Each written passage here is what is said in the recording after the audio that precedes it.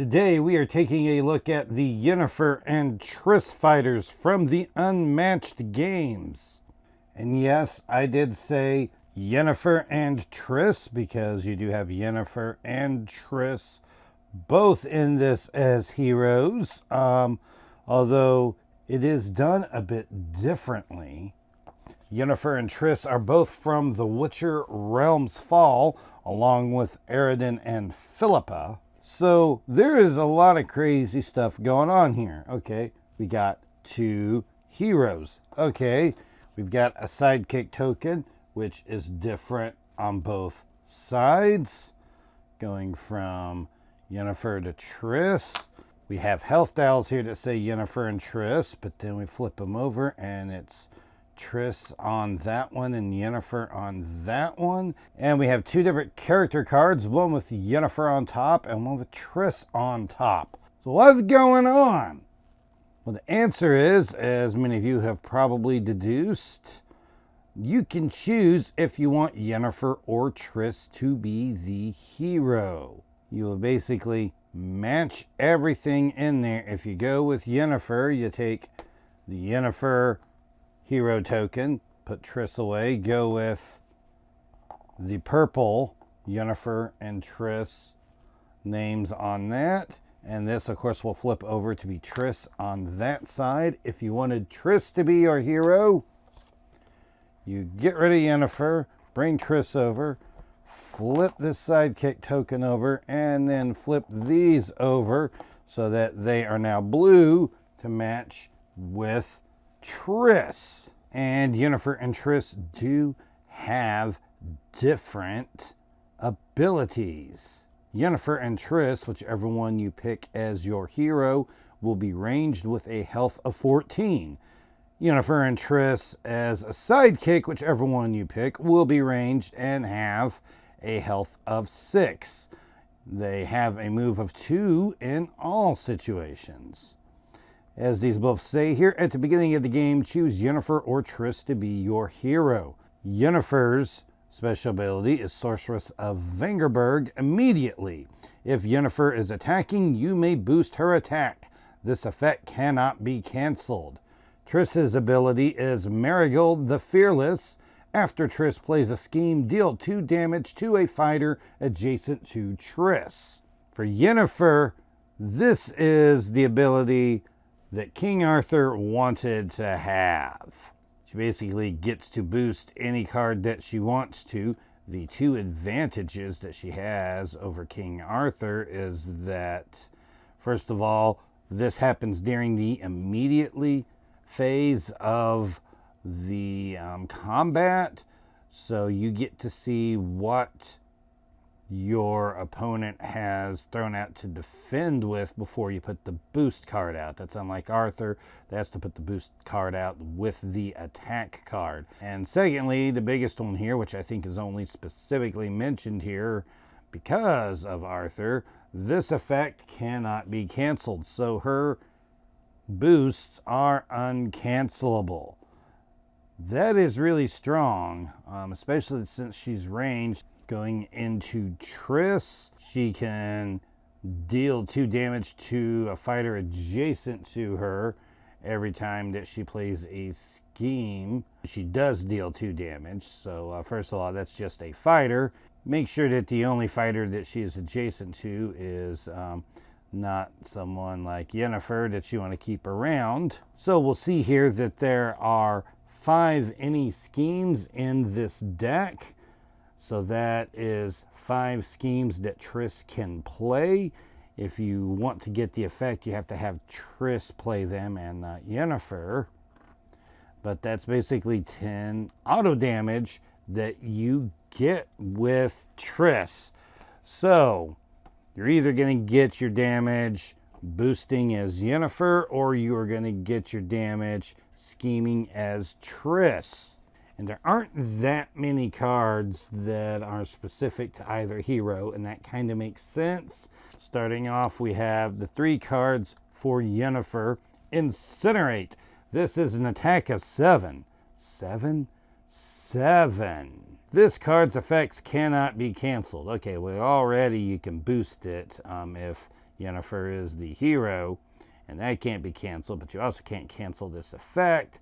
The reason you can't cancel the effect is because, like most 7s, it's something that maybe helps your opponent. Maybe. During combat, your opponent may discard 2 cards to ignore this card's value. So they're either going to take some big damage, or they're going to have to discard some cards to ignore the value. And outside of things like Bewilderment and Golden Chainmail, or anything that just straight up ignores value, they're either going to be taking damage or they're going to be discarding some cards on it there. One thing to keep in mind on this, with Yennefer as the hero, if you are going to boost this, that boost happens immediately, which will be before the during combat when your opponent gets to decide if they are going to discard the 2 cards.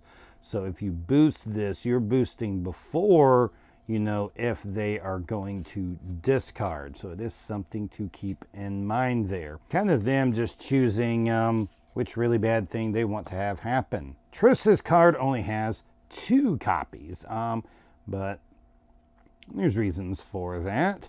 This is an attack of 4, Marigold's Hailstorm.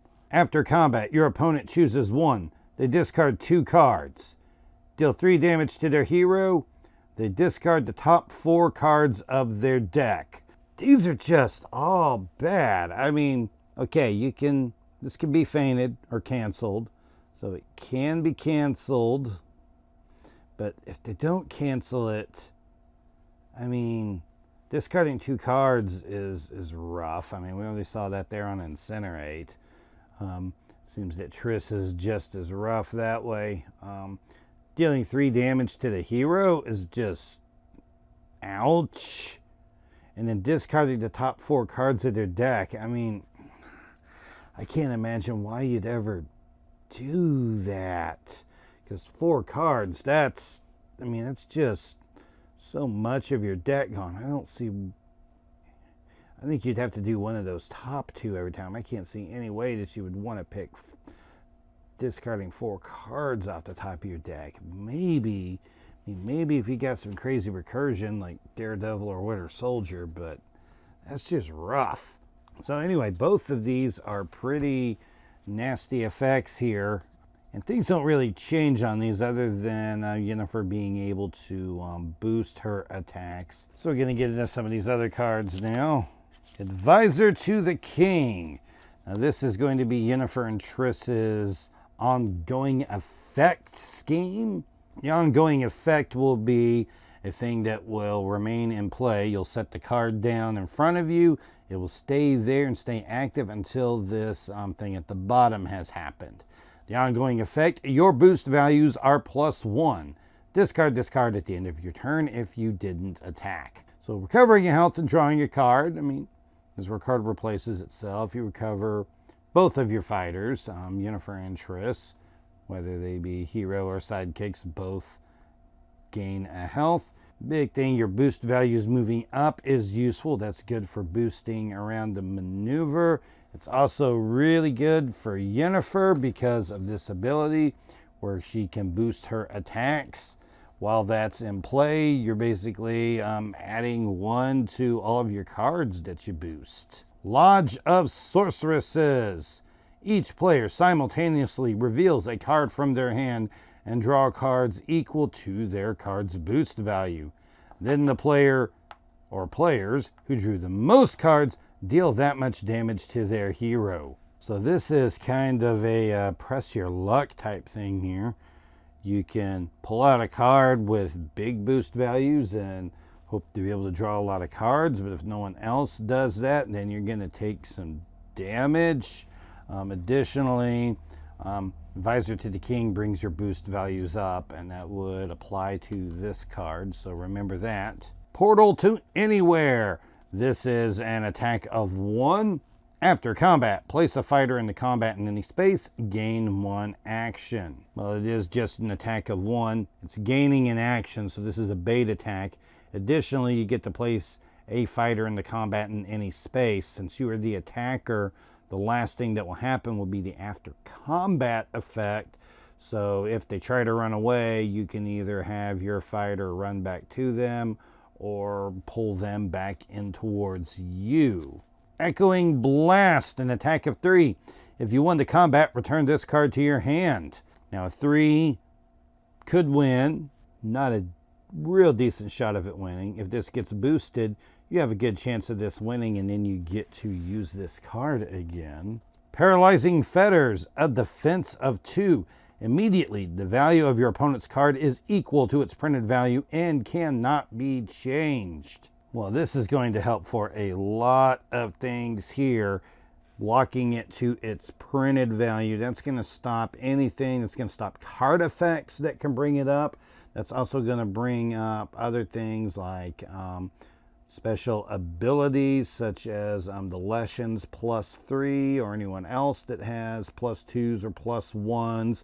It also stops things like map mechanics, like High Ground and the Marvel map tokens from being able to add to the value of it. I mean, it's literally just going to be the printed value, and there are other things can't change that. And this being a defensive immediately, that is going to go through, and they're not going to be able to stop that from happening. Quick and Ready, a versatile 2. Place your fighter in any space in their zone, draw 1 card. So just lets you kind of reposition a little bit. Draws a card, which is good. Ball Lightning, versatile 3. If you win the combat, your opponent discards 1 card. Otherwise, both players discard 1 card. Now, this is one you want to make sure that you're not losing. Playing this on defense could be rough because there's a good chance they could go over that. If you're Yennefer, you can kind of decide in the immediately phase there if you want to boost over this. Telepathy, a versatile of 3. Immediately, your opponent may discard 1 card. If they don't, cancel all effects on their card. So this is another place here where the opponent has to make a decision on what they want to do. Either lose a card or cancel the effects. I really like being able to put those on them because that makes them have to decide what they want to do. Also remember, as attack as Yennefer, this could be a really big number here if she were to, put a 2 or 3 with it, or if she had like Advisor to the King inactive on it when she boosted it. So that would be a pretty big number with a cancel on it, which would be really good. And lastly, Magical Barrier, a defense of 4. Immediately, your fighter recovers 1 health. Okay, now this is immediately, which means that this health is recovered before the combat happens. So you'll basically bump up 1 in health, and then you're going to have this 4 defense. You can think of it in a lot of ways. That's going to play like a 5 defense unless you're already at the top of your health dial. It gives you a little bump right before you start going into the combat, and a 4 is always a good defense. So what do we think of all this here? Well, Yennefer's ability really is pretty strong, especially with it being a ranged fighter. Let's go ahead and take a look at the boost values here and see how this breaks down. You have 5 3-boost cards, one of these being Triss's big card, and Magical Barrier, which is really your strongest defense. Those are things you really don't want to boost with unless you have a really good reason. The bulk of your deck with 16 cards will be 2 boosts. Now this is going to include a few other cards that you're really not going to want to boost with. You're probably wanting to hang on to Advisor, at least 1 copy of that. And I don't see you boosting away Incinerate, especially for a boost 2. It's really worth a lot more. And then there are 9 ones. Most of these you would be willing to boost with, but they don't really do a lot. So I think that's why you have to get Advisor to the King off to be able to get these boost values up here. And you can hopefully get just a couple of turns out of each of these to bring the boost values up, because then that starts making these ones at least feasible to be used. It makes the 2s really good to use because those would be 3s. And if you were willing to throw one of these 3s at it and make it a boost 4, that could really do a lot there. But really, outside of Yennefer's 7s, which can have the value ignored on it, you're really looking at 3s being the highest that she generally throws out. But you're looking at, like, most of the time having 5s or 6s that you're throwing out there. So while it seems like a really crazy effect there, because of the numbers in the deck, this is not as overwhelming as it seems. It's still very strong, especially being able to decide during that immediately phase if you want to do it. I think most of the time, I think people are probably going to go with Yennefer.